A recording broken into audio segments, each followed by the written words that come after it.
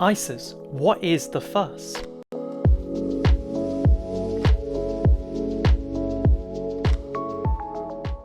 Hi guys, welcome back to the channel. My name's Matt. I'm a 21-year-old uni student who loves talking about money, personal finance and life.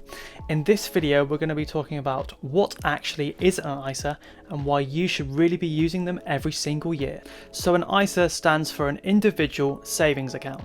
And then think of it as a wrapper around your money. It means it's protecting what's inside of that wrapper from tax.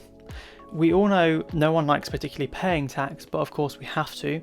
But an ISA is a great way to avoid paying a little bit of tax, and it's all legal and set out by the government. This is why if you want to get into investing, you really should do it inside of an ISA. So now I'm going to talk about the 4 different types of ISAs and the allowances that come with each of them. So the first one is a cash ISA, which does sort of what it says on the tin. It is where you put some cash basically in like a bank account and you earn interest on it. The good thing about this though is that the interest is tax-free. Every year you get an interest-free allowance from the government that is saved from tax.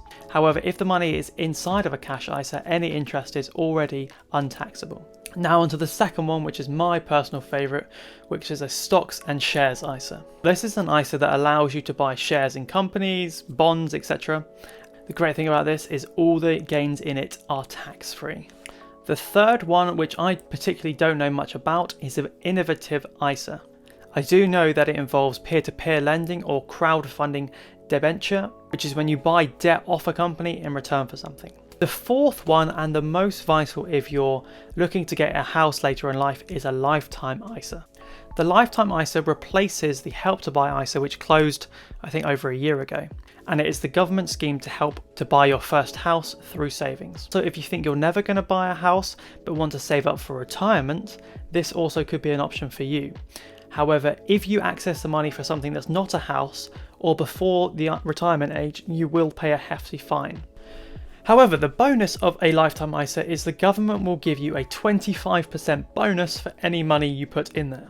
However, there is a limit of £4,000 you can put into a lifetime ISA every year. But if you max out that £4,000, the government will give you an extra £1,000 on top, so you'll have £5,000 in total. The great thing is the lifetime ISA can either be a cash or a stocks and shares ISA. So that £5,000 could then earn interest, or that £5,000 could be invested into the stock market, which could earn obviously gains or it could lose value, but over time we'd hope it would gain value. So obviously all these things sound great, but there are a few things to bear in mind when looking into ISAs. The first thing is you can only open one of each of these every year. So technically you could open 4 ISAs per year, but they would have to be one of each. However, let's say you open 4 this year and 4 last year, you could only pay into one of each per year. So you could only pay into one of your stocks and shares ISA per tax year, which runs from April to April. You can also only put a maximum of £20,000 across those 4 ISAs per tax year. And also remember there was the £4,000 for the lifetime ISA. That £4,000 is included in the £20,000. Please do your research into the lifetime ISA because there are various factors, such as I think the house can't be worth more than £450,000. So if I had to sum up ISAs in a nutshell, I would say they're an absolute godsend and people should really be taking advantage of them to the fullest every single year. Whilst if you're my age and using them might not save you much tax at the moment, in the long term it really will. So yeah, I hope that cleared some things up for you guys. Please go do your own research into getting an ISA, as the benefits of having one is so vast. And yeah, thank you for watching. Comment down below for any other videos you'd like to see, and thank you and see you next time.